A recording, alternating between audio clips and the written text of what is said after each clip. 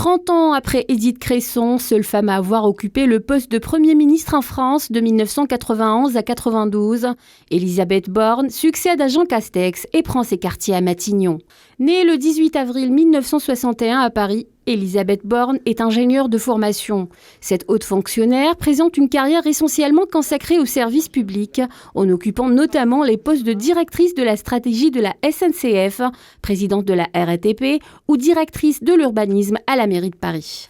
La nouvelle première ministre s'est également fait connaître en travaillant dans les cabinets socialistes des années 90, dans l'entourage notamment de Lionel Jospin et Jacques Long. Elle a aussi été préfète de la région Poitou-Charentes avant de devenir directrice de cabinet de la ministre de l'Environnement, Ségolène Royal, en 2014.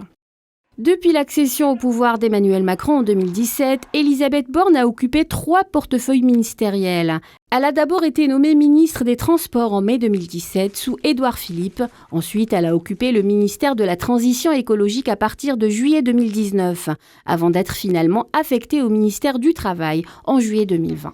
Décrite comme bosseuse et exigeante, la nouvelle locataire de Matignon pourrait être un atout pour Emmanuel Macron, qui s'oriente vers une série de réformes sociales impopulaires, dont celle des retraites. Cette nomination intervient comme une nouvelle étape franchie avant les législatives, attendues les 12 et 19 juin prochains. Elle sera donc en première ligne pour éviter le scénario catastrophe, à savoir la perte de la majorité à l'Assemblée nationale pour le camp Macron.